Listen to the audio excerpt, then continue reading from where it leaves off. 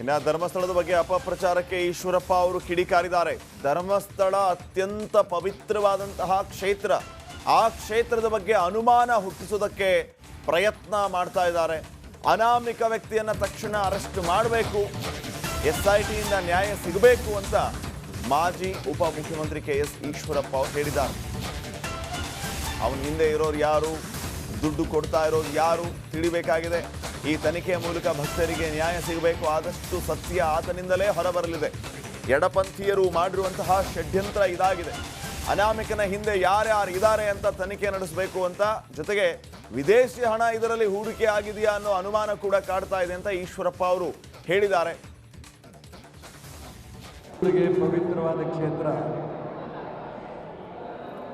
ಧರ್ಮಸ್ಥಳದ ಬಗ್ಗೆ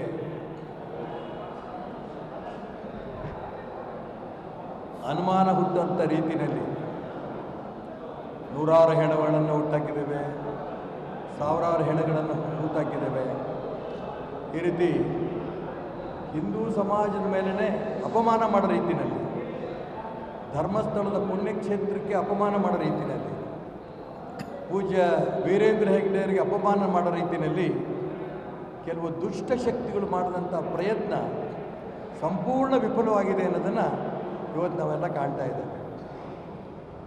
ರಾಜ್ಯ ಸರ್ಕಾರ ಯಾರು ಒತ್ತಡಕ್ಕೆ ಮಾಡಿದ್ರು SIT ಮಾಡಿದ್ರು ಗೊತ್ತಿಲ್ಲ. ಆದರೆ SIT ಅಧಿಕಾರಿಗಳು ಬಹಳ ಪ್ರಾಮಾಣಿಕವಾಗಿ ಇದ್ರ ತನಿಖೆ ಮಾಡಿದ್ದಾರೆ. ತನಿಖೆ ಮಾಡ್ತಾ ಇರೋಂಥ ಸಂದರ್ಭದಲ್ಲಿ ಅನಾಮಿಕ, ಅವನು ಯಾರೋ ಪುಣ್ಯಾತ್ಮ, ಆ ಭಗವಂತನಿಗೂ ಗೊತ್ತಿಲ್ಲ, ಅವನು ತೋರಿದಂಥ ಜಾಗದಲ್ಲಿ ಎಲ್ಲ ಕಡೆನೂ ಗುಂಡಿಗಳು ತೆಗೆದಿದ್ದಾರೆ.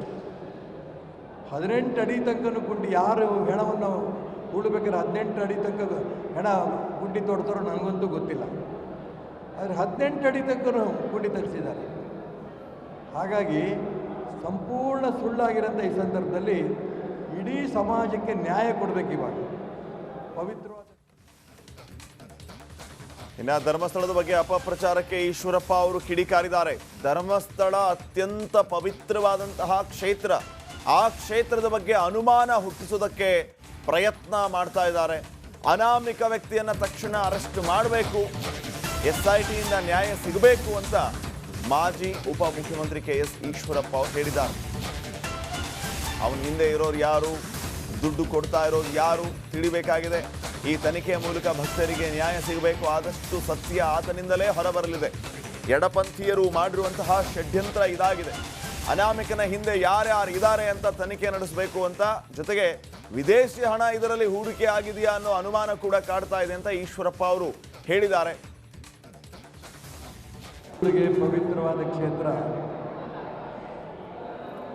ಧರ್ಮಸ್ಥಳದ ಬಗ್ಗೆ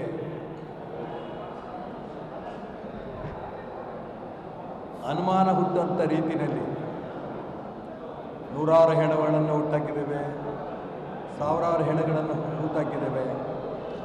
ಈ ರೀತಿ ಹಿಂದೂ ಸಮಾಜದ ಮೇಲೇ ಅಪಮಾನ ಮಾಡೋ ರೀತಿಯಲ್ಲಿ, ಧರ್ಮಸ್ಥಳದ ಪುಣ್ಯಕ್ಷೇತ್ರಕ್ಕೆ ಅಪಮಾನ ಮಾಡೋ ರೀತಿಯಲ್ಲಿ, ಪೂಜ್ಯ ವೀರೇಂದ್ರ ಹೆಗ್ಗಡೆಯವರಿಗೆ ಅಪಮಾನ ಮಾಡೋ ರೀತಿಯಲ್ಲಿ ಕೆಲವು ದುಷ್ಟಶಕ್ತಿಗಳು ಮಾಡಿದಂಥ ಪ್ರಯತ್ನ ಸಂಪೂರ್ಣ ವಿಫಲವಾಗಿದೆ ಅನ್ನೋದನ್ನು ಇವತ್ತು ನಾವೆಲ್ಲ ಕಾಣ್ತಾ ಇದ್ದೇವೆ.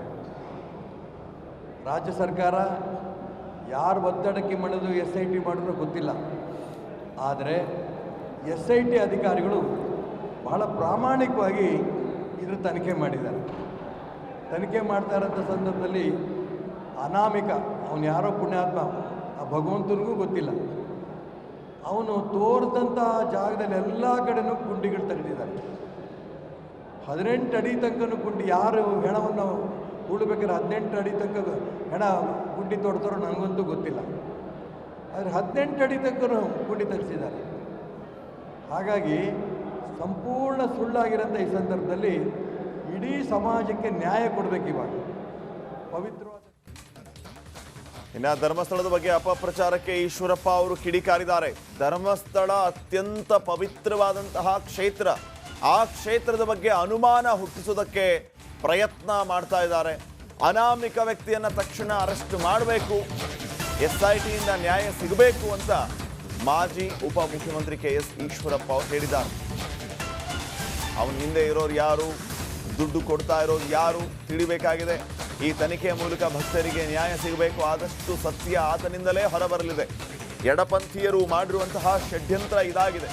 ಅನಾಮಿಕನ ಹಿಂದೆ ಯಾರ್ಯಾರು ಇದ್ದಾರೆ ಅಂತ ತನಿಖೆ ನಡೆಸಬೇಕು ಅಂತ, ಜೊತೆಗೆ ವಿದೇಶಿ ಹಣ ಇದರಲ್ಲಿ ಹೂಡಿಕೆ ಆಗಿದೆಯಾ ಅನ್ನೋ ಅನುಮಾನ ಕೂಡ ಕಾಡ್ತಾ ಇದೆ ಅಂತ ಈಶ್ವರಪ್ಪ ಅವರು ಹೇಳಿದ್ದಾರೆ. ಪವಿತ್ರವಾದ ಕ್ಷೇತ್ರ ಧರ್ಮಸ್ಥಳದ ಬಗ್ಗೆ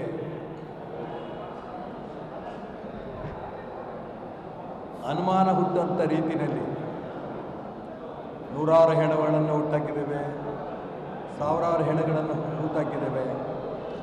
ಈ ರೀತಿ ಹಿಂದೂ ಸಮಾಜದ ಮೇಲೇ ಅಪಮಾನ ಮಾಡೋ ರೀತಿಯಲ್ಲಿ, ಧರ್ಮಸ್ಥಳದ ಪುಣ್ಯಕ್ಷೇತ್ರಕ್ಕೆ ಅಪಮಾನ ಮಾಡೋ ರೀತಿಯಲ್ಲಿ, ಪೂಜ್ಯ ವೀರೇಂದ್ರ ಹೆಗ್ಗಡೆಯವರಿಗೆ ಅಪಮಾನ ಮಾಡೋ ರೀತಿಯಲ್ಲಿ ಕೆಲವು ದುಷ್ಟ ಶಕ್ತಿಗಳು ಮಾಡಿದಂಥ ಪ್ರಯತ್ನ ಸಂಪೂರ್ಣ ವಿಫಲವಾಗಿದೆ ಅನ್ನೋದನ್ನು ಇವತ್ತು ನಾವೆಲ್ಲ ಕಾಣ್ತಾ ಇದ್ದೇವೆ. ರಾಜ್ಯ ಸರ್ಕಾರ ಯಾರು ಒತ್ತಡಕ್ಕೆ ಮಣಿದು SIT ಮಾಡಿದ್ರೂ ಗೊತ್ತಿಲ್ಲ. ಆದರೆ SIT ಅಧಿಕಾರಿಗಳು ಬಹಳ ಪ್ರಾಮಾಣಿಕವಾಗಿ ಇದ್ರ ತನಿಖೆ ಮಾಡಿದ್ದಾರೆ.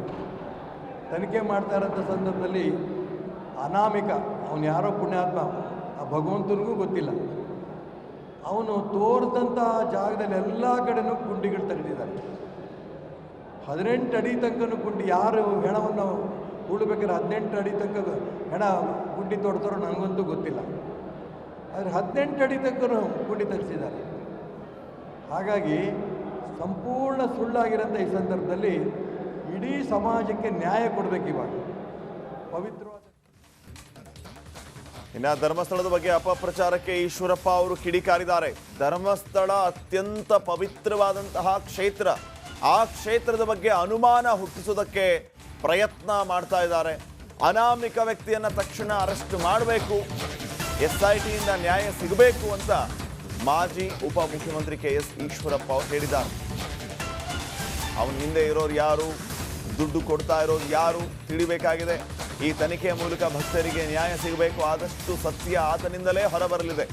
ಎಡಪಂಥೀಯರು ಮಾಡಿರುವಂತಹ ಷಡ್ಯಂತ್ರ ಇದಾಗಿದೆ.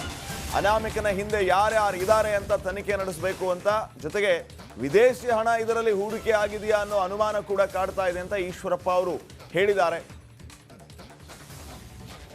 ಪವಿತ್ರವಾದ ಕ್ಷೇತ್ರ ಧರ್ಮಸ್ಥಳದ ಬಗ್ಗೆ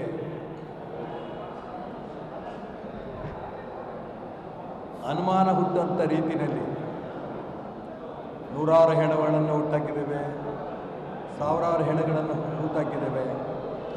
ಈ ರೀತಿ ಹಿಂದೂ ಸಮಾಜದ ಮೇಲೇ ಅಪಮಾನ ಮಾಡೋ ರೀತಿಯಲ್ಲಿ, ಧರ್ಮಸ್ಥಳದ ಪುಣ್ಯಕ್ಷೇತ್ರಕ್ಕೆ ಅಪಮಾನ ಮಾಡೋ ರೀತಿಯಲ್ಲಿ, ಪೂಜ್ಯ ವೀರೇಂದ್ರ ಹೆಗ್ಗಡೆಯವರಿಗೆ ಅಪಮಾನ ಮಾಡೋ ರೀತಿಯಲ್ಲಿ ಕೆಲವು ದುಷ್ಟ ಶಕ್ತಿಗಳು ಮಾಡಿದಂಥ ಪ್ರಯತ್ನ ಸಂಪೂರ್ಣ ವಿಫಲವಾಗಿದೆ ಅನ್ನೋದನ್ನು ಇವತ್ತು ನಾವೆಲ್ಲ ಕಾಣ್ತಾ ಇದ್ದೇವೆ. ರಾಜ್ಯ ಸರ್ಕಾರ ಯಾರು ಒತ್ತಡಕ್ಕೆ ಮಣಿದು SIT ಮಾಡಿದ್ರೂ ಗೊತ್ತಿಲ್ಲ. ಆದರೆ SIT ಅಧಿಕಾರಿಗಳು ಬಹಳ ಪ್ರಾಮಾಣಿಕವಾಗಿ ಇದ್ರ ತನಿಖೆ ಮಾಡಿದ್ದಾರೆ. ತನಿಖೆ ಮಾಡ್ತಾ ಇರೋಂಥ ಸಂದರ್ಭದಲ್ಲಿ ಅನಾಮಿಕ, ಅವನು ಯಾರೋ ಪುಣ್ಯಾತ್ಮ, ಆ ಭಗವಂತನಿಗೂ ಗೊತ್ತಿಲ್ಲ, ಅವನು ತೋರಿದಂಥ ಜಾಗದಲ್ಲಿ ಎಲ್ಲ ಕಡೆನೂ ಗುಂಡಿಗಳು ತೆಗೆದಿದ್ದಾರೆ. 18 ಅಡಿ ತನಕನೂ ಗುಂಡಿ, ಯಾರು ಹೆಣವನ್ನು ಹೂಡಬೇಕಾದ್ರೆ 18 ಅಡಿ ತನಕ ಹೆಣ ಗುಂಡಿ ತೋಡ್ತಾರೋ ನನಗಂತೂ ಗೊತ್ತಿಲ್ಲ. ಆದರೆ 18 ಅಡಿ ತನಕನೂ ಗುಂಡಿ ತೆಗೆಸಿದ್ದಾರೆ.